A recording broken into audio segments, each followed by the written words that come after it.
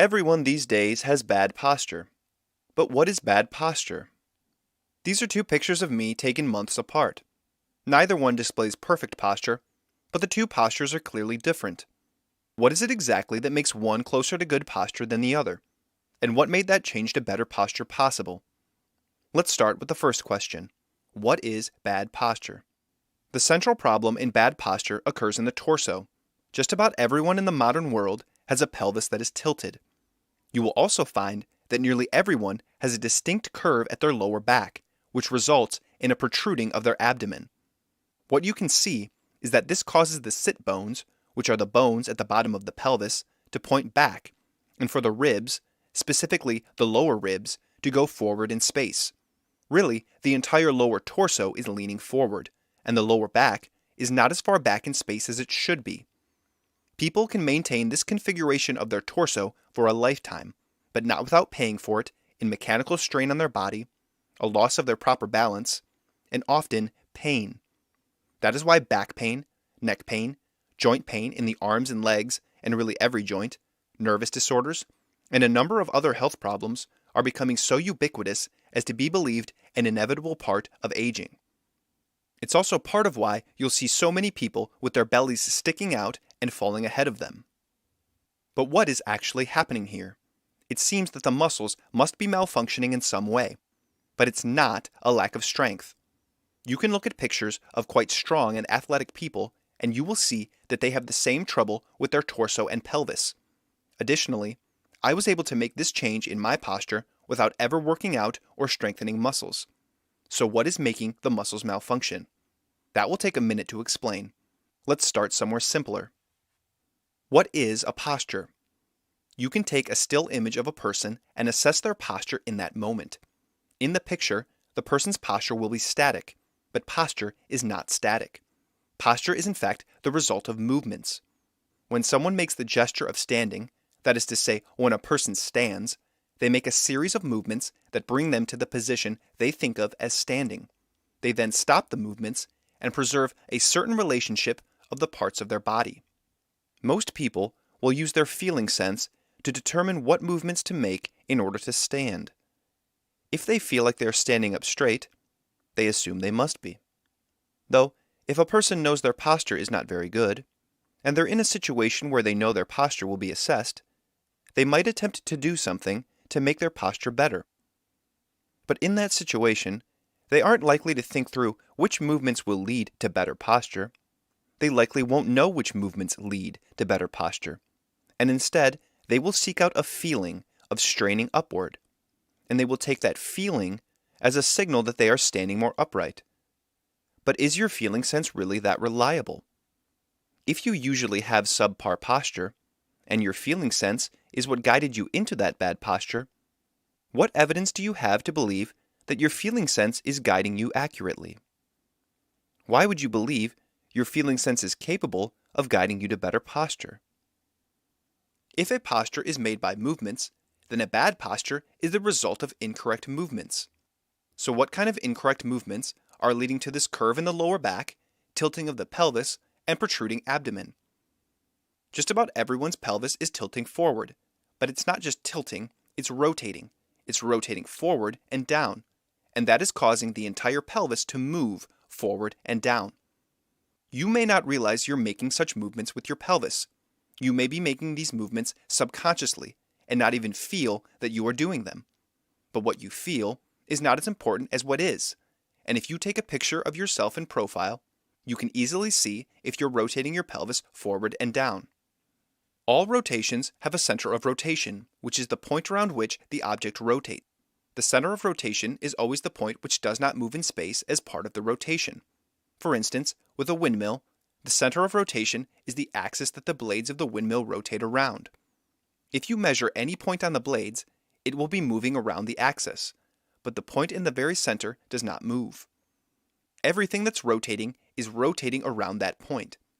So if this windmill begins to rotate clockwise, this upper right-hand blade will move to the right and down. This lower right-hand blade will move to the left and down. This lower left-hand blade will move to the left and up, and you can probably guess the last one. In standing, your pelvis will rotate around your hip joints. If you make the movement of rotating your pelvis forward and down, it will bring the back of your pelvis forward and up, the front of the top of your pelvis forward and down, and the bottom of your pelvis back and up. It's easy to see why this rotation causes the sit bones to end up pointed backward instead of down. Though the sit bones are moved back in space by this rotation, such a movement will tend to make you bring the upper leg, the lower back, the lower ribs, and the pelvis as a whole forward in space. Putting all that weight forward will throw your body out of balance.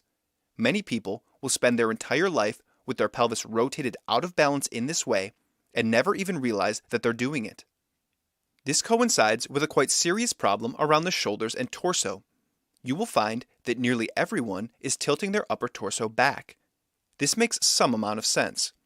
If your pelvis is rotated forward, and that is pulling the weight of your lower torso and upper leg forward, you will have too much weight going forward.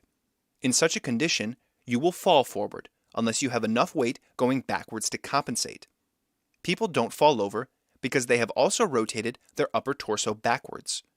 Your arms are attached to your body at your shoulder blades, and your shoulder blades sit right there at your upper torso. When you tilt your upper torso backward, your shoulder blades are moved as well, and they end up further back in space than they should be. When your shoulder blades are pulled back, they will be pulled in toward your spine. This ends with the shoulder blades being somewhat on the back of a person instead of being out on the sides of their body. Though getting weight back like this will help you prevent your rotated pelvis from causing you to fall over, it's another part of your body that is being rotated out of place. It will also narrow your upper back, because your shoulder blades will not be as far apart as they're supposed to be. Many people will spend their entire life with their shoulder blades pulled together on their back and never realize what problems it has caused for them. The tilting back of the upper torso can be identified quite easily by looking for one particular sign, the angled sternum. You will see that almost everyone around you has a sternum that is further forward at the bottom and further back at the top. This is a result of a rotation of the rib cage. This is what a rib cage looks like. The sternum is vertical, and you can see that if someone's sternum is angled, it's because their entire rib cage has been rotated back and down. What do we see when we put these two pieces together? The pelvis rotating forward and down, and the rib cage rotating backward and down. Well, besides having too much down, you will see a big bend in the back. The front will be protruding, and the back will be hollowed out. You can live an entire life this way, but it'll cause you quite a bit of unnecessary grief. The glaring problem that occurs with this bend in the back is that the back gets shorter. We know it's shorter because it has a bend. To understand this, we can look at a piece of paper and note its length.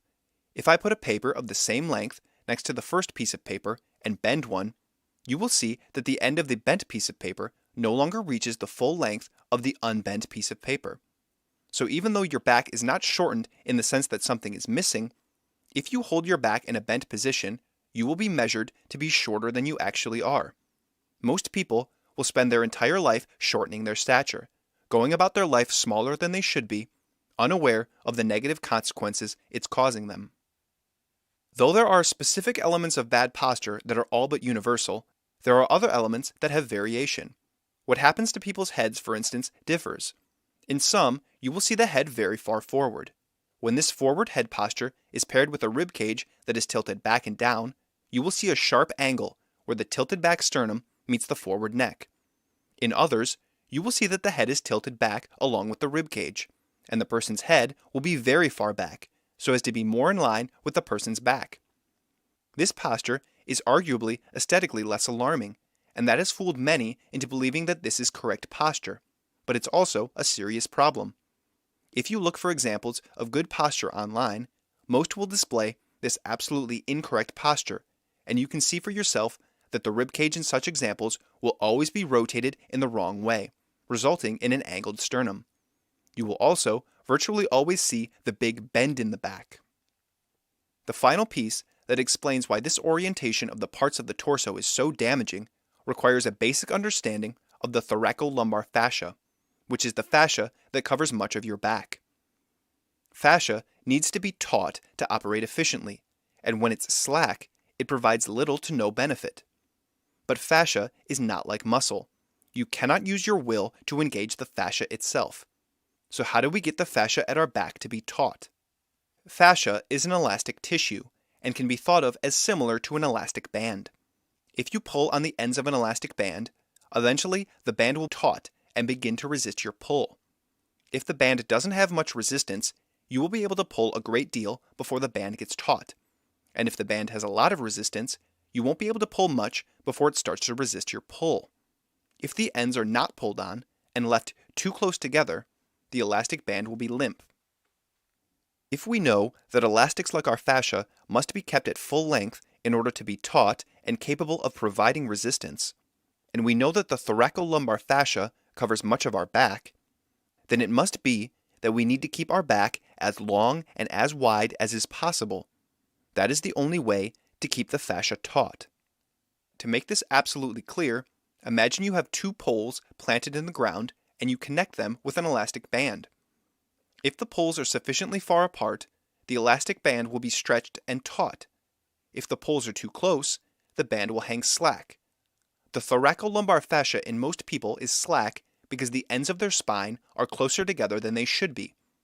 We saw earlier how having a bend in a piece of paper shortens the measured length of the paper, and how most people have a prominent bend at their lower back. We also saw how that bend was formed by people habitually moving the top of their torso back and down, and the bottom of their pelvis, which we call the sit bones, back and up. When people have the ends of their back too close together like this, their thoracolumbar fascia will necessarily be left slack. Put simply, most people are shortening and narrowing their back all the time. As a result, their thoracolumbar fascia is made slack and cannot be relied on to do what it is there to do. Fascia provides resistance for our muscles. We have fascia from our head to our toes, and many important muscles attach predominantly to fascia. The proper functioning of the muscle depends to a large degree on the proper functioning of the fascia. When we make incorrect movements that shorten and narrow our body, our fascia is made slack and taken out of play. Our inability to rely on our fascia for resistance causes our muscles to malfunction in a number of ways. You can still use your muscles in this state. You could even still strengthen your muscles quite a bit. You might stretch and strengthen and become quite athletic and fit. And in the short term, it might seem like nothing's the matter. But in the long term, you will be stuck in a narrowed and shortened posture, and your muscles, whether strong or weak, will be forced to malfunction without the supportive structure of your fascia, leading to habitual restrictions in your movement that result in strain and injury. Even quite strong muscles can end up inactive because they are unduly lengthened or shortened by the incorrect geometry of one's torso and limbs, and because they're unable to rely on one's fascia for resistance. Without changing your overall coordination, without bringing the fascia back into play through a change in the geometry of your torso, there is nothing that will change your bad posture. Your posture may still change, but only from one bad posture to another. And of course, there will be consequences that result from that bad posture. But why should you care about having bad posture? First, I would note that our heart and our lungs, which we breathe with all the time, are here being compressed by a narrowed and cramped upper torso. Our digestive system and vital organs are here, where we are most severely bent. And our bladder and sex organs are here, where a lot of the strain of this bad posture is pressing down. We also have a circulatory system and nervous system that go through all these compressed and unduly lax areas of the body. Having our bodies held in a contorted position will cause strange and inexplicable problems with all these vital systems of our bodies. But I think I can give you a more directly sensible reason why your posture matters. I put it like this. What if you had to live the rest of your life wearing handcuffs? Let's say they're not super restrictive handcuffs. You could still drive your car and eat and work and play soccer, but you had to wear these handcuffs all the time. I think we would all instinctively find such a thought horrific. The idea of being restricted all the time, of not being able to stretch out your arms when you want to, sounds inherently annoying and inevitably painful. We know that that restriction of our movement would get more and more agitating. It would cause our body to get sore and want desperately to move about without restriction. and eventually, perhaps even quite quickly, it would start to affect our mind. I'm sorry to have to be the one to tell you, but everyone, most likely including you, everyone in the modern world is wearing handcuffs all the time. Bad posture causes certain movements to feel impossible for you to do, and so you will never do them. You don't need to wear the handcuffs to have your movement restricted. Your mind will not allow you to make many movements. And well, eventually that restriction and agitation builds up. And not only will you be sore and in pain and desiring to really move freely, but your mind will be seriously affected by your agitated state. We are restricted, and one way or another, we know it. That's why we're so interested in getting active, working out, doing yoga. It's why it feels great to dance, wild and free. But if you're working out and doing yoga and dancing with a big bend in your back the whole time, you aren't really freeing yourself. You'll certainly feel good for a little while, but ask a dancer how their back feels or how their joints feel. If you have a bend in your back the whole time you're trying to free up your body, you're not actually getting any long-term benefit. It's the equivalent of stretching your handcuffed arms out over your head to get a little relief. It's better than nothing, but how much better would it be to take the handcuffs off? Just getting active will not really do anything to change your posture because you will not have done anything to change the big bend in your back. You will have instead spent the entire duration of your activity maintaining the bend in your back. And when you sit down at home after your workout, yoga session, or wild dance, you will still be wearing your handcuffs. You will have made no progress in bringing your fascia back into play or in changing your habitual incorrect movements. Then how do you change this condition that nearly everyone in the modern world experiences? By making movements. Movements that you've never done before. Movements that you cannot currently conceive of because they feel impossible. Here's a clip of me rotating my pelvis back and up during a lesson aimed at improving my posture. This is not a perfect movement, but clearly my pelvis and my lower ribs have moved backward in space. I failed to get a proper rotation of the upper torso, and so my sternum hadn't gone up. My teacher reminded me of this, and I adjust the upper torso alone while maintaining the lower back. I'm clearly taller after this adjustment, although again, this is not a perfect adjustment. The point is not to show you perfection or something to imitate. This is but one example of a movement done during the course of a lesson that lengthened my torso. I was capable of these movements not because I strengthened my muscles, but because I was directing my movements with the correct intention. I had a series of orders I wanted to carry out, and I attempted to put those orders into a controlled series of movements. This one adjustment alone is not enough to solve a set of problems that have brewed for years or decades. There are multiple movements of the body that must be coordinated and maintained. But I wanted to show you a tangible example to make it clear that movements like this are possible if you have the correct intention and are willing to make a movement that feels strange and unusual. Because of course, you have gotten used to keeping a bend in your back at all times. Even if it causes you back pain and other troubles, it feels comfortable. To do anything else will not, at first, feel comfortable. It will feel quite unusual and sometimes even impossible. You'll think I'm trying to trick you into falling over, but I'm trying to trick you into understanding how to stand up. You may think you know how to stand up, but if your lower torso is forward, you're not standing up. You're leaning down. The simple answer to bad posture is that you have to learn how to use your body. It would have been nice to learn as a child, but none of us were given lessons, and so the next best time to figure yourself out is now. Looking back at this picture of me with better posture, you can see I'm still leaning forward and down with the pelvis, and my upper torso is still tilted back a bit, which is pulling my arms back. But you can see I'm clearly miles better than I am here just months before. And with a rational system, you don't lose what you've gained. It's not like you lose the progress you've made if you fail to work out or are forced to make the wrong movements for a period of time. I was able to make this change through a rational system. So whenever I put my mind to it, I can make sure I am here or somewhere better, and not here or somewhere worse, by applying my rational mind to make the necessary movements. I've been working to correct my quite bad posture for several years now, trying to figure out who in the world has the right answer.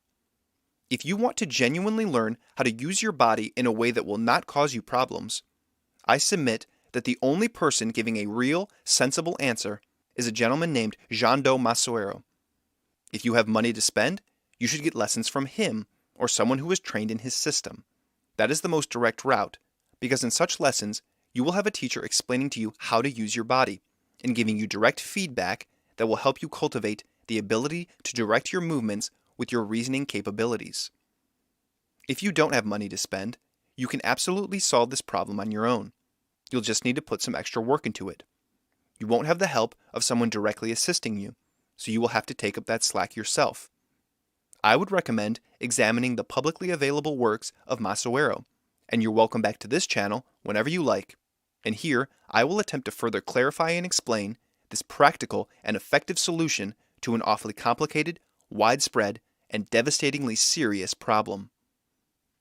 I wish I could take credit for this discovery and explanation of what bad posture is, but this explanation is based on my understanding of what I've learned from Jando Masuero, whose work is an outgrowth of F.M. Alexander's discoveries. Alexander started out as a teacher of the Delsarte system, and François Delsarte, a great pioneer in the study of gesture, is another of Masuero's major influences. Several images in this video were created or put together by Masuero, and he has generously allowed me to use them. The images of me and some of the others were made by me. A link to Masuero's website is in the description, as is more information about getting lessons in Masuero's technique for re-education, called the Initial Alexander Technique. To recap, bad posture is the result of a rotation of the pelvis forward and down, along with a rotation of the rib cage back and down. These movements throw the torso and really the entire body out of balance and bring the back ends of the torso closer together, forming a bend in the lower back and a protrusion of the abdomen. Since the back is shortened and narrowed in this state, the thoracolumbar fascia, which covers much of the back, is made slack, forcing muscles to malfunction. Our feeling sense will get used to this contorted shape, and we will habitually make these incorrect movements until we rationally work to make the correct movements. Thank you for your time. Questions and comments are always welcome in the comment section below.